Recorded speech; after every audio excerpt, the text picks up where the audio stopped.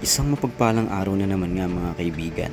Dito muna tayo sa isa nating libangan, ang pagbebeta. At ngayong araw nga ay mag-change water tayo, 100%.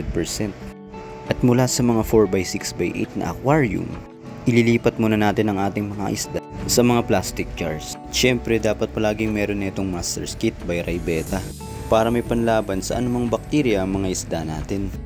Pati na rin tong talisay extract na paubos na ay talagang mahalaga dahil malamig na naman ang panahon. At syempre itong anti-chlorine. Dahil galing sa gripo ang ating tubig, kailangan natin ito. At nakapagsimula na nga ako maglipat ng mga isda. Syempre gagamit tayo nitong beta scoop para hindi sila masyadong ma-stress. Kapag yung normal na fishnet kasi, maaaring ma-stress yung mga isda.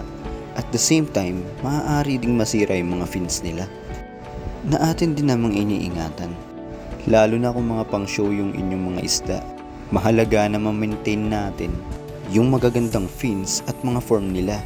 At eto nga, 10 na nga lang ang ating mga beta fish at 3 na lang dito ang lalaki.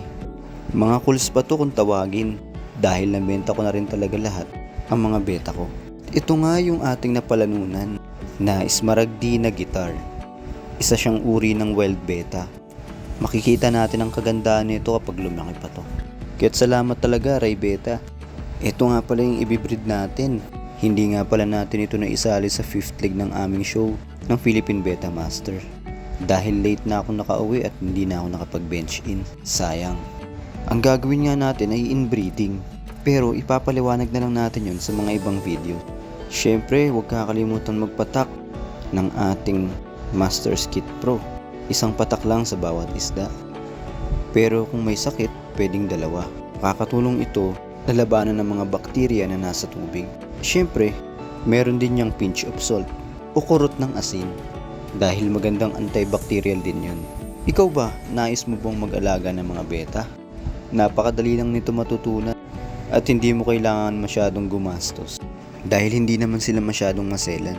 Change water, tamang pakain at atensyon ay okay na. Iwasan din nga pala natin silang ma-stress. Hanggang dito na lang, maraming salamat and God bless.